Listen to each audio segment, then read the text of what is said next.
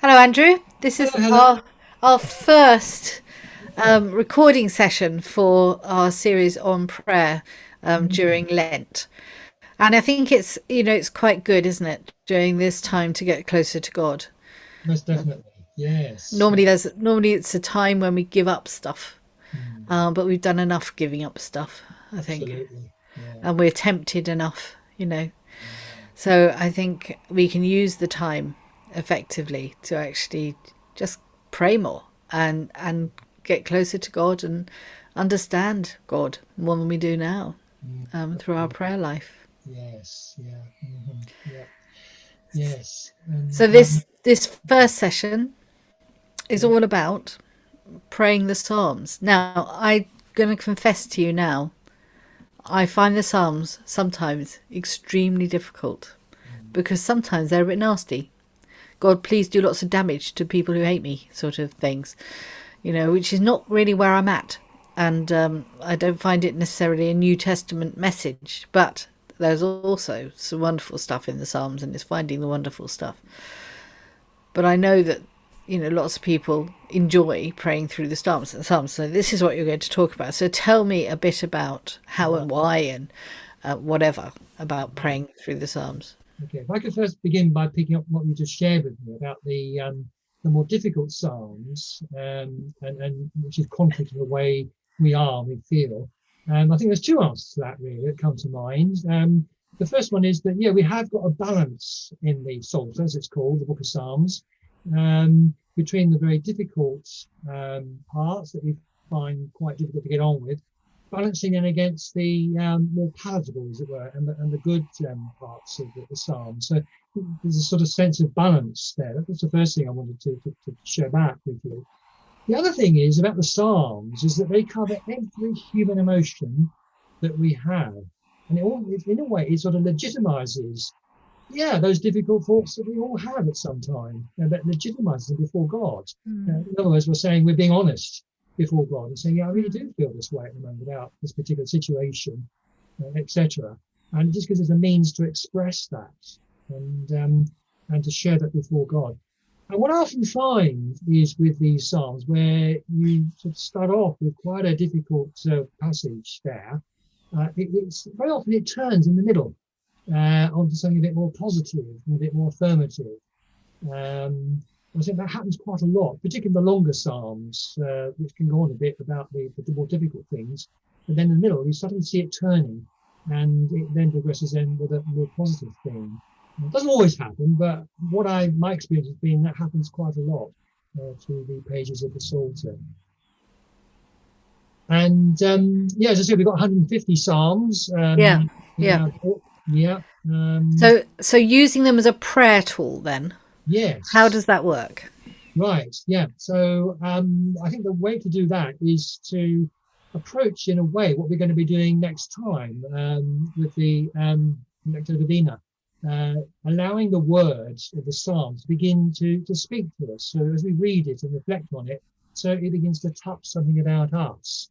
We'll do a little experiment towards the end of this recording, looking up at Psalm 27, which is using part of it to sort of begin to work that process through. So yeah, it's about connecting ourselves through the medium of the word of the psalm, of that particular psalm, enabling us to express that to Almighty God. And one thing I just want to add to all that, I mean, the one sort of really interesting and thoughtful thing about all this is that because Jesus used these psalms, he would have learnt all these psalms through his local synagogue in his formative years. And we got instances in the Gospels where does actually touch on some one or two words from the different psalms. And so it's very much Jesus's prayer book as much as Yeah, everybody yeah, else's. So it's quite an interesting thought. Yeah. yeah. Mm-hmm. Okay. So where do we go from here? Are we going to have Yeah, a... we could sort of pull out perhaps the fact that how these psalms have come to be with us for today. Some of us follow what's called the daily office. As ordained colleagues, Helen and I were supposed to say the daily office every day.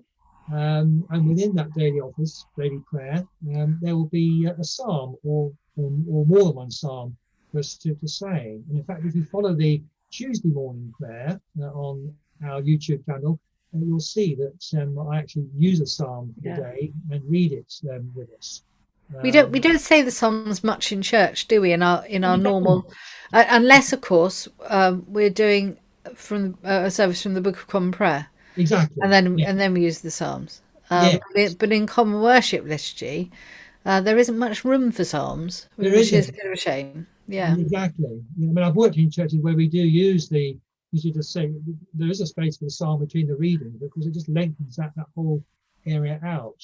yeah, And the idea of the psalm there is to pick up on the theme that's coming yeah, out of the readings, and very often it works really well. yeah, And the other thing about going back to praying the psalms is that very often the psalms are translated to us like a sort of a mirror image. So every verse as a sort of reflection back on itself. So the first half of each verse makes a particular statement up to the colon, and then you'll find the second half of the verse picks up on it, it sort of echoes it back to us. Sometimes using different language or different idea, but the main thought pattern is repeated in the second half of each verse. right. That happens quite a lot in the Psalms. So it's a good way again to keep us focused in our reflection from the psalm before Almighty God. Yeah. Sometimes in prayer books you get a little red diamond shape, don't you? Yes, At the end of in between those first sections of each that's right. those two sections of each verse, and Yeah, you're meant to pause, aren't you? that's it. That's it. Yeah, yeah. And contemplate, presumably. I don't know Yes, why you're meant to pause particularly, but we're meant to pause and contemplate before you say the next one. yeah. I And think what it can be quite effective, but it can also be terribly annoying when it becomes some sort of competition to see who can, have the longest pause or something if you're doing it in a large group. But yeah. yeah, it takes me back to my theological college days, and we used to say that depending on your faith tradition, you might say a 1-2 between each verse, or you might say Hail Mary between Yes. each. That was a good way of actually keeping this together because, as you said, when you're saying the Psalms together in a congregation, Yes. you do need that discipline. Yes. Otherwise, it becomes a competition, and then you lose the thread of what the Psalm is all about. So But that's really interesting to think of that second half as being a reflection on the yes, first half. Yeah. which is why it's good actually to have that pause because you say the first half of the verse, pause, and just let the thought go into your mind, and then you respond back with the second half of the Yeah. verse, which can underpin, the thought that's coming out of the first half of the verse in the particular prayer. Yeah. And of course, the Psalms presumably, well, we think were yes, they were songs, but they were songs of prayer, weren't they? They were indeed, yes. Written by David or somebody else, I tend to go depending by the on position, that it was written by a collection of people. yeah, David was no doubt instrumental in yeah, in forming some of them, the yeah, psalm. Yeah, and in fact, you can see, Psalm, it is Psalm 51, I think it is, which is what we call the deep penitential psalm. uh, I think it's that psalm, which is a reflection of a time when he sinned greatly yeah, with Bathsheba and all yeah, yeah, that. It's a reflection of that. yes. So it's good that we have the Psalms in that way. So it's Yeah. almost like praying through somebody else's prayer, isn't it? I suppose. It is actually, yes, Yeah, it's a good point. Yeah, yeah, yeah. I know scholars say that these Psalms come from quite a number of different faith traditions in the Middle East. It's not just entirely yeah, within Israel. It's come because of the history of Israel itself. Being in exile in the what's now called Iran, Iraq, that area. It would have picked up traditions and ideas and thoughts which they transported back into Judaism and indeed used that within our Psalter. It's an interesting study to do that. yeah, yeah. Okay. So are we going to have a practice then We on, must on how indeed, you suggest yes. that we use the Psalms Psalm as a prayer 27. aid? Yeah. Yes, I think because it's quite a long psalm, 14 verses, we'll just do the first 5 verses is probably Okay. enough. And just see how this goes. So if I read the psalm and read it in a way that I would, I mean, as I've been talking through here today, reading it slightly on the slower side with a pause between each half of the verse, and we might begin to see how the second half of the verse echoes the thought of the first half. It won't always work, but in many cases I think it will. So here we go, Psalm 27 and verses 1 to 5. The Lord is my light and my salvation. Whom shall I fear? The Lord is the stronghold of my life. Of whom shall I be afraid? When evildoers assail me to devour my flesh, my adversaries and foes, they shall stumble and fall. Though an army encamp against me, my heart shall not fear. Though war rise up against me, yet I will be confident. One thing I've asked of the Lord, and that will I seek after, to live in the house of the Lord all the days of my life, to behold the fair beauty of the Lord, and to inquire in his temple. For he will hide me in his shelter in the day of trouble. He will conceal me under the cover of his tent, and will set me high on a rock. So we are.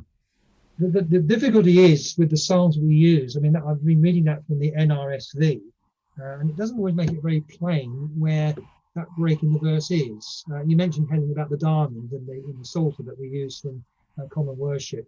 It's probably better to read the Psalms from Common Worship because it sets out the verses in that way that you've got that very clear break between each half of the verse. And if there was time, we could do that. Go to the Common Worship Psalter and read that Psalm 27. But that's something we could do perhaps in our group chat afterwards. But there we are. And of course, it's a lovely psalm anyway. Psalm 27, all about the Lord being our light. So Yeah. it's a very strong thing. Yes. It's good that we It have it. does make a difference, actually, doesn't it? Reading it that slowly, Yes, you yes. know, and just letting it, yeah, just it gives you more One time other to quick think. thing, just to add all that, because within our Book of Common Prayer, many of us have grown up in the tradition of singing these psalms, and we've had to sort of pay so much attention on sort of where does the melody change, in the line of the psalm. Yeah. But we don't always sort of get to focus in what the psalm's about. No, no. Let's playing the psalms in the way that I've demonstrated today, and hopefully will enable us to get more into the psalm and more out of it too, as a Yes. prayer aid before God. Yes. Great. I don't Let's know how pick it long up. we've been, but I think, I'm eager now to have our group and discuss and see where we go from there. So